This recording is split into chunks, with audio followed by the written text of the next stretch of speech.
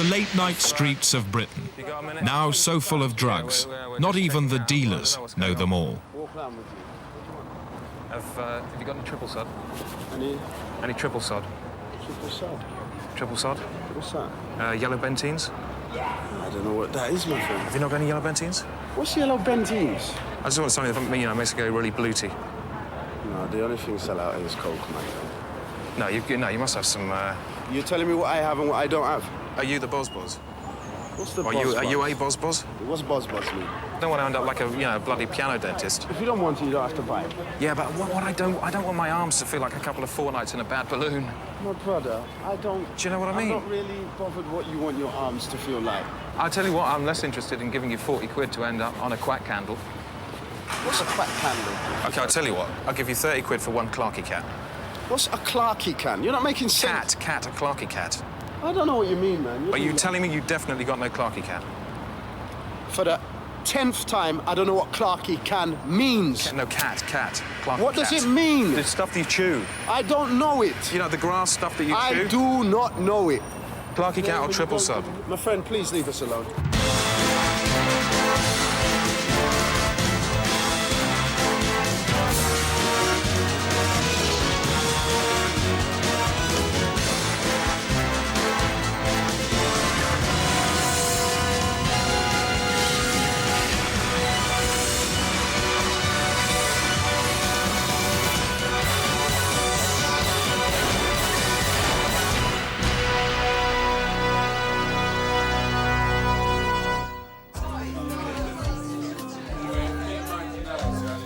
I'm at a modern drugs party.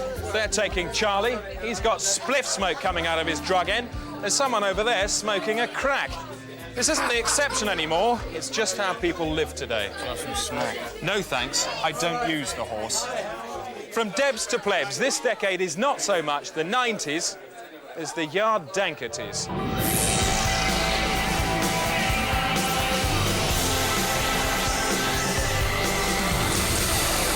The headlines say it all. Liam's new staircase made out of gear. Drug bankers pulled my wife's head off and puked down the neck hole.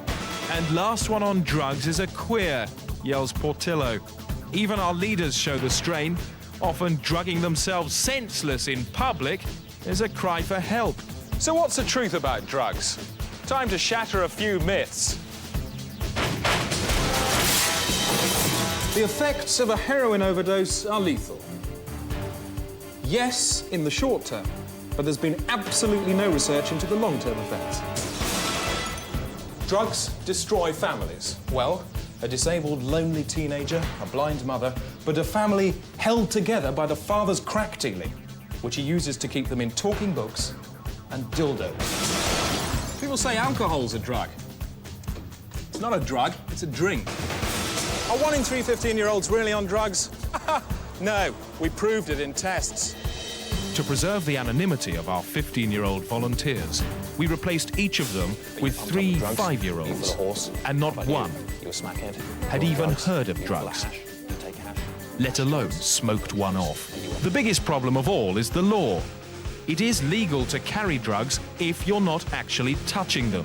These men avoid contact by using helium balloons attached to little drug baskets. It's also legal to buy and sell drugs if you do it through a mandrill. Typically, mandrills work at night, approaching the house of a client with a drug pouch and returning with the money. Mandrills are intelligent and vicious, capable of throwing a 12-stone man over 40 feet. But mandrills have been protected by law ever since Queen Elizabeth I gave birth to a child resembling a mandrill by mistake.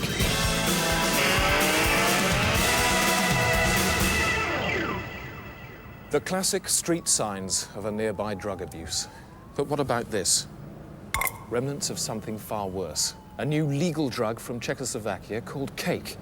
Oh, and luckily the story involves these people. Free the United Kingdom from drugs and British opposition to metabolically bisturbile drugs. Ted Moore reports. Cake first appeared in Prague last year. News reports showed victims insane with pain.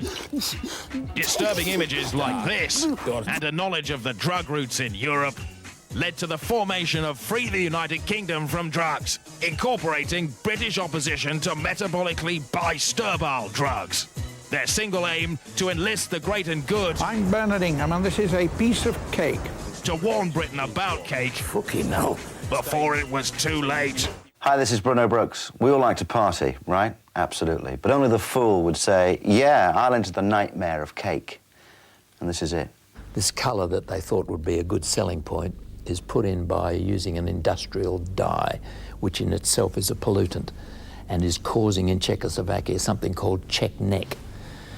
It causes enormous water retention so that the body swells up. The neck becomes about this wide and swells up to engulf the mouth and the nose, so that the person who's on that trip dies through not being able to breathe at all. One young kiddie on cake cried all the water out of his body. Just imagine how his mother felt. It's a fucking disgrace. Can we lose this thing about the slow crushing of his skull?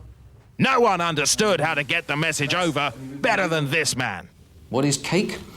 Well, it has an active ingredient, which is a dangerous psychoactive compound known as dimesmeric Anderson phosphate.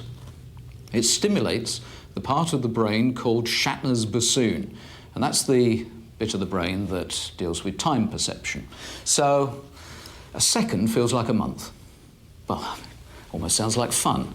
Unless you're the Prague schoolboy who walked out into the street straight in front of a tram. He thought he'd got a month to cross the street. Do you know they've even tested this stuff on rats? Turn them into bloody space hoppers, for God's sake. Come on. And if you're sick on this stuff, you can puke your fucking self to death. One girl threw up her own pelvis bone before she snuffed the lid. What a fucking disgrace. Sounds like a lot of fun, doesn't it? If you want to be part of the summer of death. Thank you for listening to me. Take care. And I really do mean take care. In part 2, cake gets political. David Amis is MP for Basildon. How did you become aware of this thing? Tourists. He is also shocked Good God. and appalled. Basildon puke plates. Yeah, the Basildon reference actually is nothing to do with Basildon the place. It was a rhyming slang which was Basildon Bond, and it was Basildon The Bond. paper, right, Yeah, Basildon right. Bond, Oh, with it. as in Bond, you know, getting out of your head.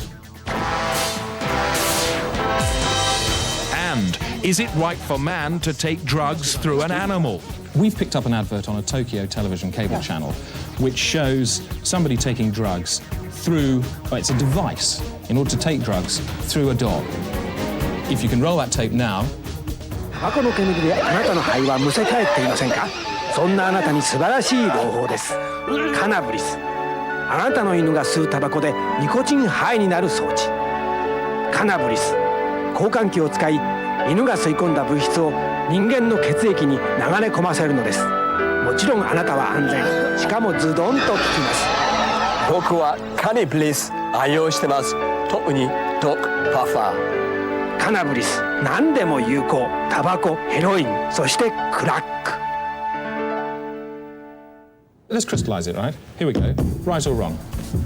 For tobacco, wrong. Right. For crack? For wrong. For heroin? Wrong.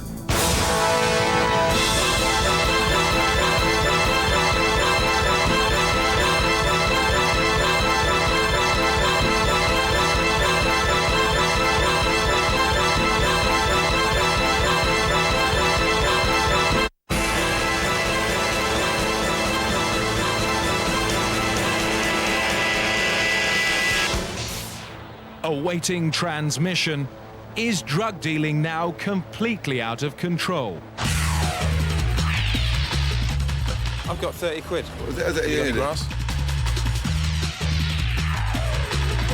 Last time I came here, a friend of mine just got triple jacked over the steeple hammer and Jessup.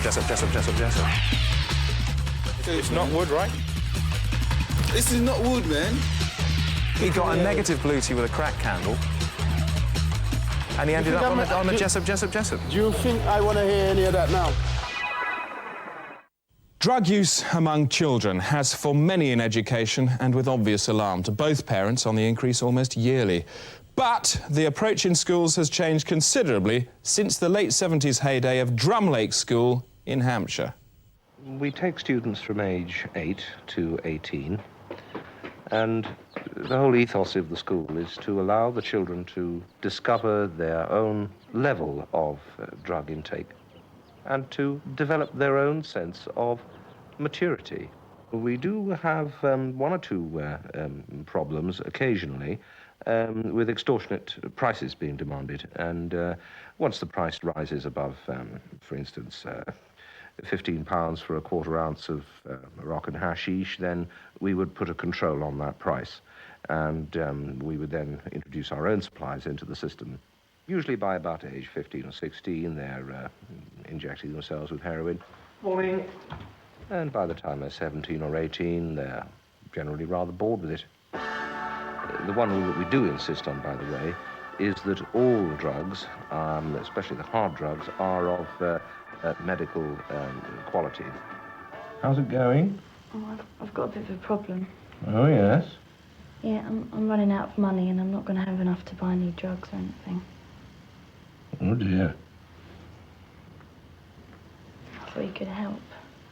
I mean, I can't start telling you how to spend your money and how to save it, can I? It's your problem. And just walk in here and expect me to sort this out for you just like that? Do you know Mr. Phillips? Yeah, he's a geography teacher, isn't he? Yes. You know his wife died a couple of months ago, don't you? Well, he's been very lonely. He'd be very depressed. Why don't you have a word with him? Go and see him. Explain your problem, and he'll explain his problem to you. When the children have gone away on holiday and the staff have gone home, I've got the place to myself. I'd rather enjoy turning up some loud rock music and reliving the old days go on a 3-day binge or something like that. But it doesn't happen very often these days. Well, Drumlake may have worked, but that doesn't stop it being absolute guff. What about the modern approach? Austin Tasseltine broke into a playground and started bothering the children. Everybody you'll see in the first 10 seconds of this report is an addict. You're an addict. You are. Addicts. Addict. Oi, you're an addict. You're an addict. Addicts. All addicted to the cure for the drugs problem. Drugs need you. And here at Thaxted School, they can score pure cure. If you take the U out of drugs, what have you got? Drugs. Ever heard anyone get addicted to drugs? People say cocaine is fun. First, an information rush. Kids see what comes out when a cokehead blows its nose. How funny is that?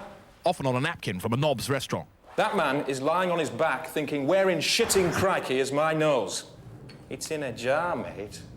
I feel it's much better to scare the shit out of a kid now than to watch it become a heroin addict when it becomes bunged up with its own shit and can never shit again through taking bad shit. I'm being frank to shock here.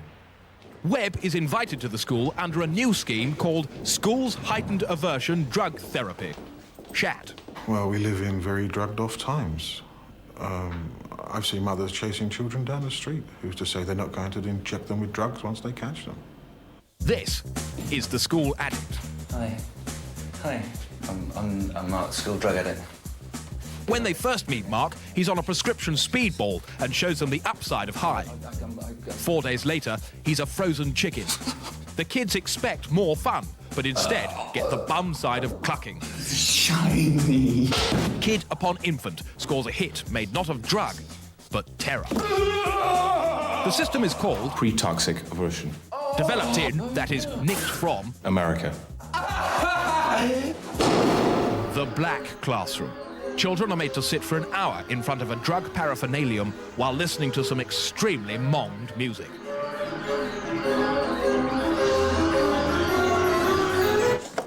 This child receives a high-impact incident in which the addict has gone shocking. The addict is persuaded to wear a horse's head because sometimes drugs are so new, we can only guess at what the effects would be.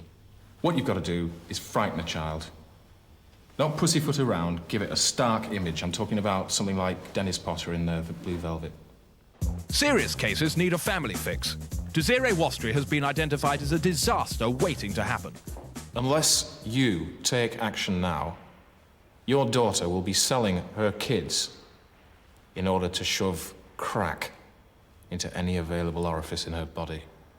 Desiree's parents agree to leave home for 3 days, while Desiree is told a systematic fib. I'm afraid I've got some bad news for you. The child is informed her parents are dead. They died of a drugs overdose. I want you to know that when you're actually there is something about this that is really quite shocking. As is the staged funeral, with its uncompromising memorial to Desiree's parents. With one face, they presented to the world an appearance of respectability. But with the other, they said, oh, goody. Let's pump ourselves full of magic monkey juice and take a trip to Spaceland. Because we'd rather do that than spend another minute with that poor sod. Would you all please stand?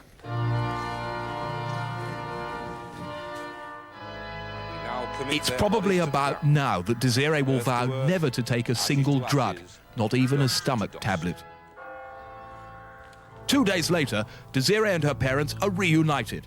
It gets tricky. It has been very hard for Desiree, hasn't it, darling? But we feel that if it comes down to a choice between her being a little bit grumpy for a while or being off her mash on ecstasy pipes, then we know which we'd prefer.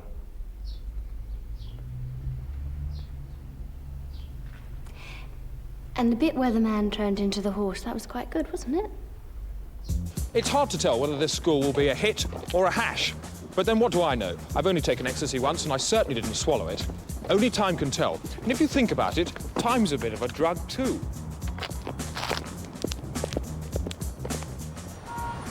If time's a drug, then Big Ben is a huge needle injecting it into the sky. But this is cake, the new killer drug from Prague. Last half, we heard about cake, and importantly, its dangers. 13 teenagers were trampled to death in a cow field at midnight taking this stuff. And more importantly, that it's a made-up drug. Cake is a made-up drug. It's not made from plants.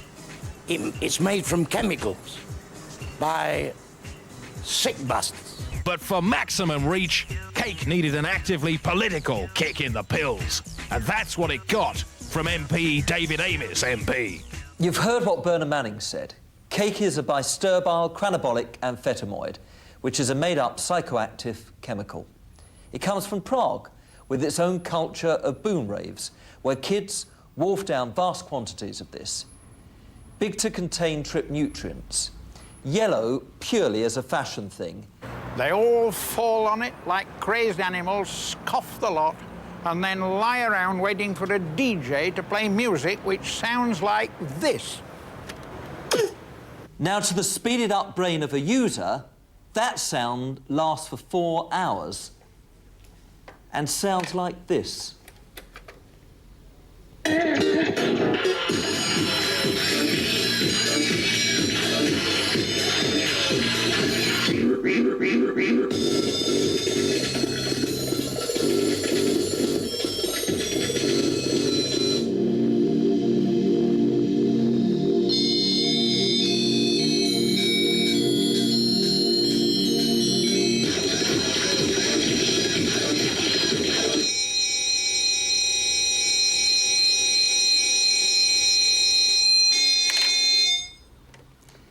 Is it any wonder users frequently complain of monumental depression? Several people have actually been brained by saucepans thrown out of tower blocks used to make this kind of cake. Look at that. 100 grand in the pocket of the filth that sells it. A big yellow death bullet in the head of some poor user, or custard gannet, as the dealers call them. I'm off to do what I can. And if you don't mind, I'll leave this with you. I don't want to look at it for another moment.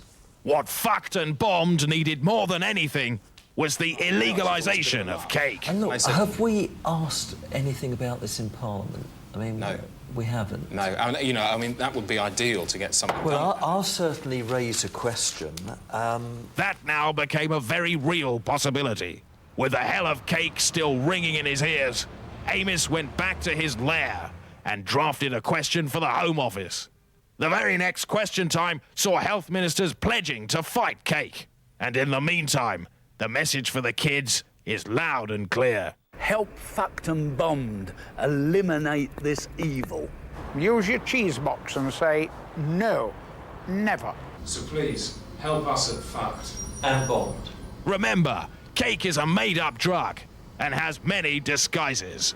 I'm just reading here the names of this fucking loony stuff. So, if someone offers you cake, they might call it Looney Toad Quack. Russell Dust. Chronic Basildon Donuts. Joss Ackland's Spunky Backpack. Bromicide. Ponce on the Heath. Cool Thwacks and Charlie. Argue Barmies. Or Hattie Jake's Pretentious Cheese Wog. Chuck it back in the face and tell him to fuck off. Well, that's all very well, but what about this? The Skag. I've been using this for about 6 years. Oh. I'm completely dependent. Terrified of vomiting my daily fix. Terrified of vomiting. Could so easily have been like that for me, but luckily the amount of heroin I use is harmless. I inject about once a month on a purely recreational basis. Fine. But what about other people, less stable, less educated, less middle class than me? Builders, or blacks, for example. If you're one of those, my advice to you is leave well alone. Good luck.